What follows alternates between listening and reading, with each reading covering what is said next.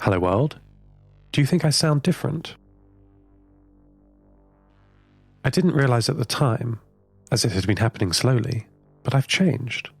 Had you noticed?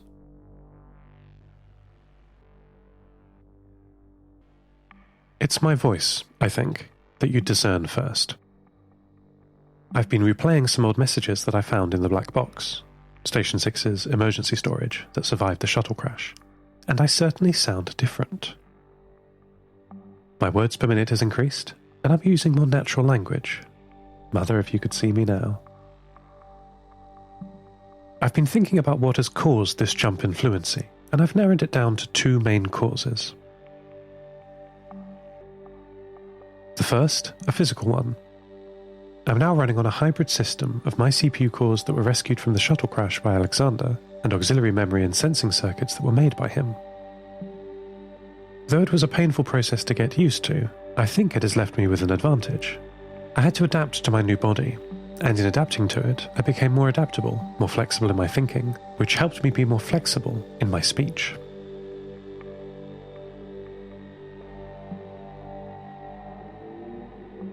The second thing, which occurred at approximately the same time, is quite simply that I've had native speakers to talk to. When learning a new language, the fastest way to gain fluency is to talk to native speakers. I pushed myself outside of my academic comfort zone through necessity and learned the hard way. There were misunderstandings and mistakes, certainly, but that's all part of the process. I find when I'm learning something new, it's like I have some empty shelves in my mind. I imagine putting empty boxes on the shelf and labelling them. It's easier to know what to learn if you know what you don't know. Known unknowns. There's one here called orbital mechanics, for instance, still rather empty. It's important to know what you don't know. According to the Johari window system, when describing yourself, there are 4 basic categories, or rooms. The first room is the one you and everyone else sees. Basic descriptions of yourself, things everyone would agree on, eye colour, height, that sort of thing. But the other 3 rooms are more subtle. There is another room that only you see, called the facade. This room we don't share with others. It's where our private hopes and dreams live, and also our biggest faults. Sometimes we hide them from others, too painful to see the light. We put on a presentation that is not true to ourselves. The third room is the one that others see, but that we don't. The attributes that go into this room are things like overworking or underworking, natural generosity or selfishness. Things we don't think about, but are obvious to others. Our blind spot. The fourth room, no one knows about. It holds attributes that we are not aware of, and because they are subconscious, no one else does either. Do you have unknown unknowns? How would you find out?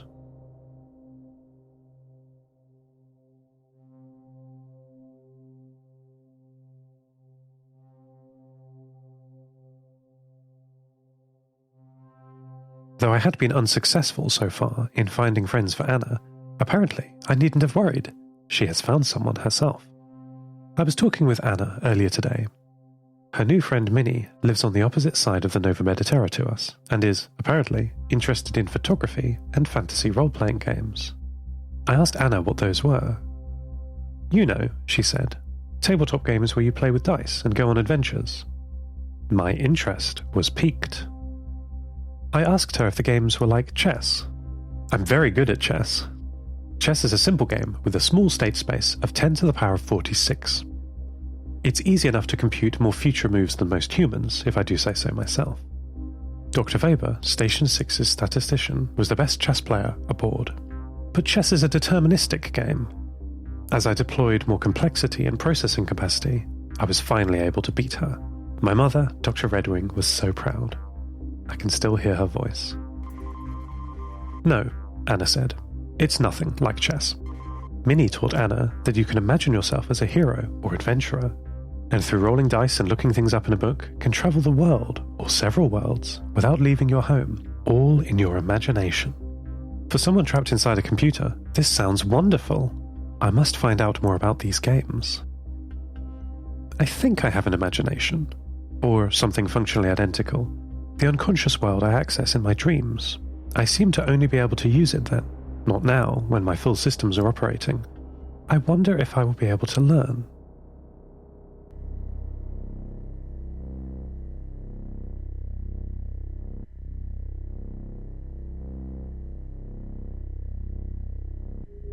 Though I didn't find a friend for Anna, I have been talking to some people around the Nova Mediterra. I've been talking to Pavel from Hornsund, someone I met after they asked a question in Ivan's community calendar. He had asked Ivan how to build a hydroelectric generator from old motor parts. He knew the theory, but how to waterproof the whole thing while keeping it rotating. As has become tradition, Ivan asked Pavel's question in the second half of his sermon. The sermon is getting much shorter, by the way, these days. The community notice board section has expanded from a few questions at the end to being the majority of the broadcast. I'm quietly pleased, and even Ivan seems to have embraced this new role of his. He's come so far. So I found some useful information in the farming data Antarctica gave me. The data that helped fix Ali's cloud seeding equipment, which of course must itself be waterproof. I sent it to Pavel. He was delighted and began his work immediately. As his village has a powerful radio system, we have been chatting now and then ever since. His small community is quite far south, on the southern tip of the island of Svalbard. They have a much bigger problem with cooling in the summer, hence the need for more power. They have been using a hydroelectric dam built into one of the larger valleys on the island. Svalbard, according to my data from the old world, used to have many glaciers, which gouged deep valleys into the ground, perfect for damming. But nothing lasts forever. The weather is much hotter and drier than when the dam was built, so the water level in the reservoir is now too low to continue to produce electricity. This setback made him consider tidal power. We think of the tides as this slow-moving creep of water up a beach. My experience of seeing it from orbit gives me a different perspective. If you think about it, the process is actually billions of tons of water moving every day. More reliable than wind, or solar, or anything, really. There is always the moon, and always the tide.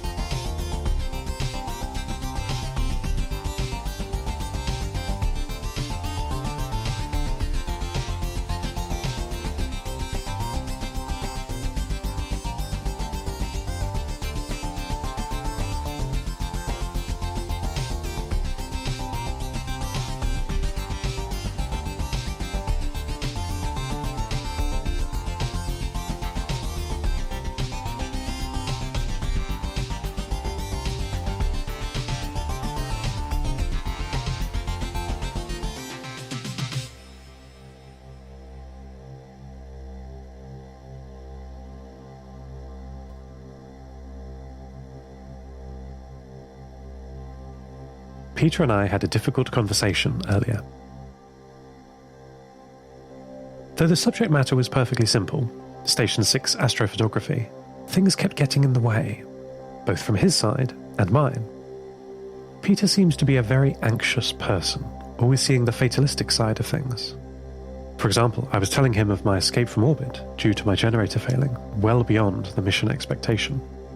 At the time, I was sure to lose my station-keeping ability, the regular boosting that satellites need to maintain their orbit.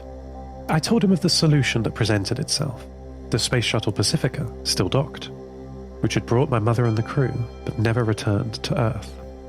Peter interrupted, telling me how there was no chance the shuttle would work. He listed many imagined problems of the plan, how she would have no fuel left, and that even if she did, I could not pilot her, and so on and on. All our conversations are punctuated with this drag from his side. He's not wrong in many cases. I did have great difficulty with getting back to Earth, and many of his predictions of my difficulties were accurate. There indeed was no fuel, and thanks to not having hands, I could not pilot the shuttle. But as you know, my friend Antarctica could remote control the shuttle, and here I am. That doesn't change things for Peter. Everything is difficult, everything is doomed. I'm not doomed, though I have noticed something unusual about me recently. I've been trying to wake up my imagination, so I can play these games with my human friends Anna and Minnie. They don't really have much context to help me. You just do it, they say, as though that's helpful.